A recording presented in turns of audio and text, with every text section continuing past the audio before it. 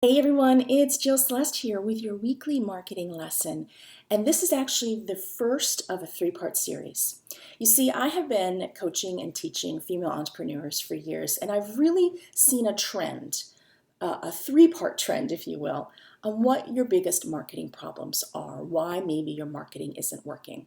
So in this week's lesson, we're going to tackle the first problem, which is not knowing your ideal client. Now you may be saying, well, Jill, I know my ideal client. But here's the thing, this is a work in progress. And I recommend reassessing your ideal client at least once a year because you can gain more information about your ideal client and you may have shifted in your focus, which means your ideal client has shifted in the focus as well. I also recommend reassessing your ideal client before you launch your product or service so you make sure your marketing message is right on for that launch.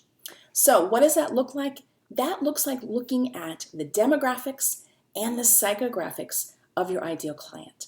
So your demographics are those statistical data points, things like gender, age, income, location, those types of statistical information about your ideal client. So gather that, make sure you know that really well because this will help you with your marketing.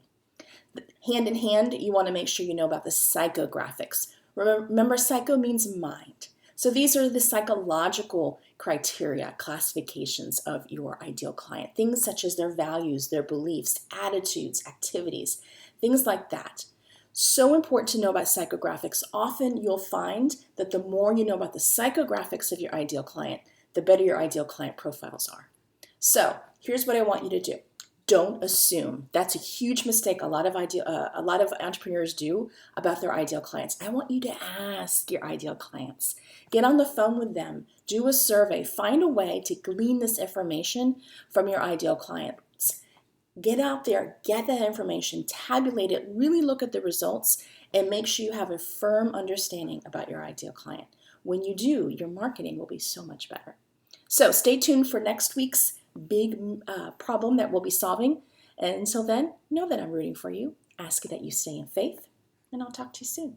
Have a great day.